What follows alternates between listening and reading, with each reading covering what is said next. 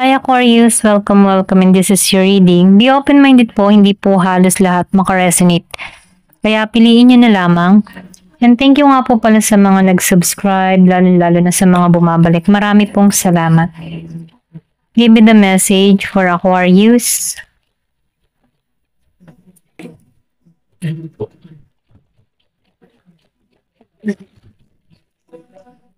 So sinasabihan ka dito Aquarius, huwag ka mag-isip ng negatibo, okay? Kumbaga, sinasabihan ka dito, i-clear mo yung vision mo. Kasi pwede tong humantong sa depression, anxiety. Meron ditong Year of the Dragon. And then yung iba naman sa inyo, pinag-iingat ka dito. Kasi meron ditong tao na against sa'yo, okay? Pwede rin sabihin na gusto ng tao nito na mag-alala ka. Pwedeng kaya meron ditong self-delusion, meron ditong nag-aadhikain sa'yo ng hindi maganda. So, sinasabihan ka dito, mag-ingat ka sa mga pagkakatiwalaan mo kasi meron ditong sneaky energy na kung saan, inaalam nito kung ano yung nagaganap sa'yo, ano yung pinagkakaabalan mo, okay? Pwede rin meron ditong tao na naiinggit sa'yo, okay? Ito lang yung mensahe.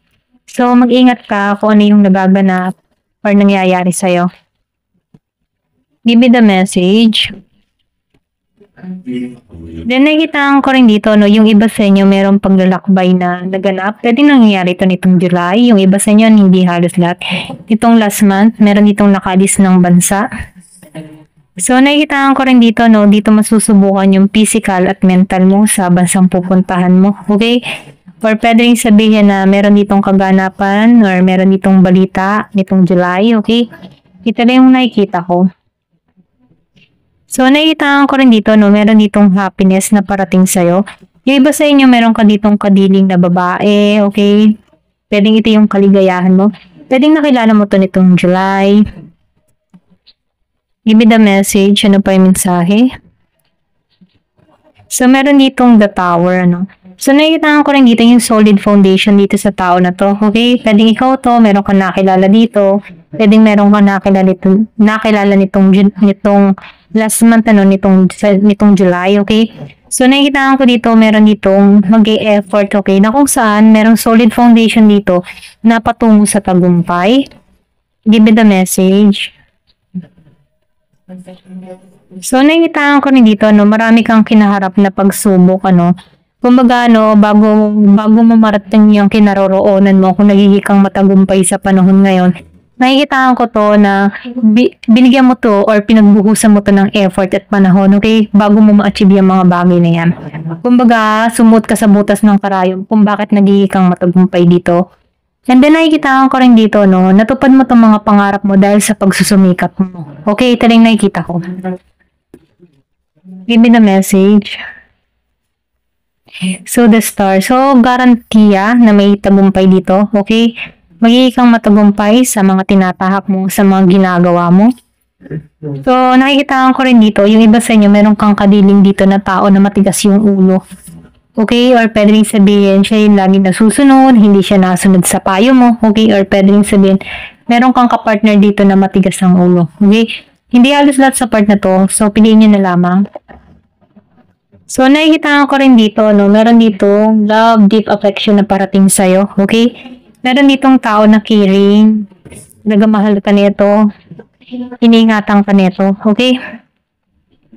So, yung iba naman sa inyo, nakikita ko dito na merong family affair, merong kaguluhan, or meron ditong away na naganap, pero ganun pa man, nakikita ko dito, meron ditong makaka-receive ng regalo, precious king, or pwede rin sabihin na meron ditong ipagkaloob sa'yo, okay? Meron kang regalong marireceive, pwedeng tagumpay, bahay, or ano pa mong material, or pwede rin sabihin na nakikita ko dito yung blessing na parating sa'yo, okay? Meron kang marireceive na blessing dito, na magiging kang masaya sa nagaganap na to, okay? Kasi lumabas ang the star, garantiya na magtatagumpay ka rito. Bagamat may mga tao dito sa paligid mo na nakikita yung paglago mo, pagtatagumpay mo, hindi to natutuwa sa mga na-achieve mo. Pero ganun pa man, nakikita ko dito na destiny mo ma-receive tong mga bagay na to. Okay? Give me the message. Then, meron nga talaga ditong taong gumagawa sa'yo ng hindi maganda, no? So, mag-ingat ka na lamang, ano, or pwede rin sabihin, ipanalangin mo to, okay? Ito lang yung mensahe, no? Kasi, pwede rin sabihin, meron ditong taong naiingit sa'yo, okay? Kung ano yung mga ganap mo sa buhay, kung bakit ka nagiging matagumpay dito. So, meron ditong nagmamatsyag, nag-i-stalk, nag-i-espiya, kung ano yung sikreto mo, kung bakit nagiging kang matagumpay para dito. Ayan. Pero ganun pa man, nakikitaan ko dito na meron ditong pagbabago sa buhay mo. Bigla ang pagbabago. Hindi mo ito inaasahan. Give me the message.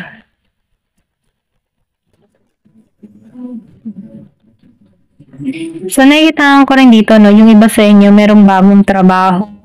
Na kung saan may malaking kita yan. Pasensya na talaga ko. Kumbaga, itong trabaho ito ay magiging importante para sa'yo. Ito yung magdadala sa'yo sa tagumpay. Yung iba sa inyo, pwede rin maglipat ka ng trabaho. Okay? Ito rin nito, may bagong trabaho na merong malaking kita, malaking income, na kung saan, ano, pwedeng mabili mo yung mga bagay na gusto mo. Okay? Kumbaga, nakikitaan ko dito yung solid foundation na parating sa'yo.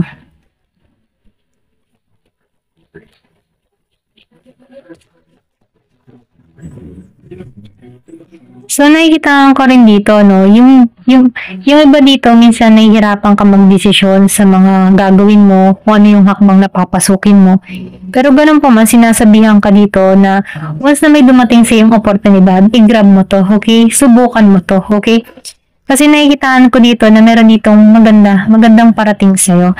So, meron din dito kang kaibigan na, kumbaga, no, meron ka ditong makikilala or pwede rin sabihin meron kang matalik na kaibigan na talagang sobra yung kanyang nararamdaman sa'yo, or pwede rin sabihin meron ditong kang kaibigan na nagkakaroon ng interest sa'yo, okay?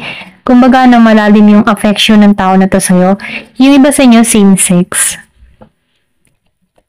Give me the message.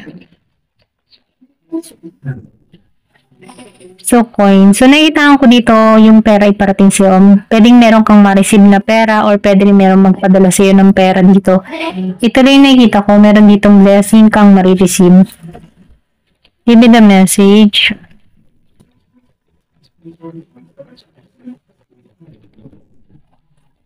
Feather. So, nakikitaan ko rin dito, no? Meron ditong kang tao na hindi sincere sa kanyang mga sinasabi sa'yo. Hindi siya kumbaga, hindi mo siya mapagkakatiwalaan. So, ingat ka na lamang din dito, no? Kasi meron ditong tao, pwedeng close friend mo or pwede rin kaanak mo, okay, na kung saan, ano, hindi to nagiging totoo sa iyo, okay? Kumbaga, meron tong pinuput na mas para sa kanya, okay? So, nakikitaan ko dito, mag-ingat ka na lang sa mga pagkukwentuhan mo, okay? Kasi hindi halos lahat na mapagkukwentuhan mo ito totoo sa'yo. So, meron ditong not. So, nakikitaan ko dito, meron kang mga plano na hindi naging matagumpay. Pero ganun pa man, kahit hindi naging matagumpay ito, may dahilan yan kung bakit hindi yan ipinagkaloob sa'yo. Pwede rin sabihin, meron ditong ipagkakalob sa'yo na mas higit, okay? Para nababagay sa gusto mo, okay? So, meron ditong pera na parating, meron ding love. Pero ganun pa man, nakikitaan ko dito yung blessing na parating sa'yo. Kaya ingat ka din sa mga tao na pagkakatiwalaan mo. Meron kagalakan, kasiyahan. So, sinasabihan ka dito, no, kung meron kang masakit na experience o masamang experience before, at meron ditong papasok muli sa'yo, huwag mo na itong balikan, okay?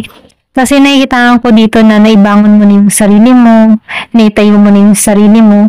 So, minumungkay dito, no, huwag mo na balikan yung mga nangyari, or huwag mo na balikan tong tao na to kung meron kang mga past person, ano?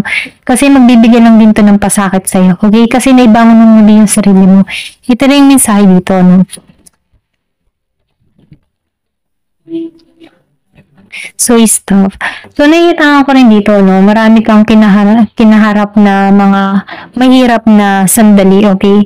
Pero ganun pa man, nakikita ko dito na itong mga pagsubok na ito, dito ka tumatagi. Ito lang nakikita ko. So, may naman, no, marami kang mga pagsubok na kinaharap na napagtagumpayan mo. Okay? Kaya, sinasabihan ka dito, huwag ka nang babalik sa mga masasakit na experience. Okay? Kasi naibangon mo nang muli yung sarili mo. Give me the message. So, wishbone, meron ka ditong hiling na matutupad. Kung ano man yung hiling mo, masasakatuparan mo to. Okay, wish granted dito. So, beware na lang sa pagiging greedy, okay? Kumbaga, once na na-receive na natin yung mga blessing natin, huwag tayo masyadong mapaghangad pa, okay? So, may once na ikaw ay umaangat na sa buhay, be humble pa rin, okay? Ito lang yung mensahe.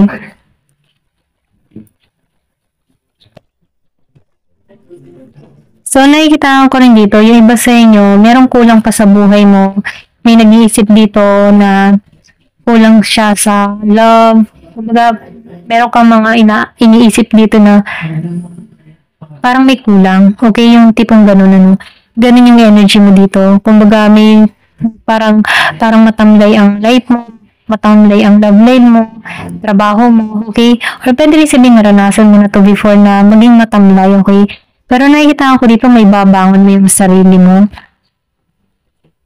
So, sinasabihan ka dito, na kailangan mong maging malinaw kung ano talaga yung gusto mo or kung ano man yung mga gusto mong makamit, pangarap mo, or ano man yung gusto mong mangyari, So, mag-focus ka kung ano yung talagang gusto mong mangyari sa buhay mo. Kung ano man yung mga pangarap na gusto mong marating, dun ka mag-focus kung saan ka magaling, okay? So, ito lang yung nakikita ko. Ayan. So, piliin nyo na lamang Kasi dito sa part na to, hindi naman halos lahat makaka-resonate dito. Kaya piliin nyo yung part nyo dito, okay? Ayan, hanggang dito na lamang po. Thank you for watching. Love and peace.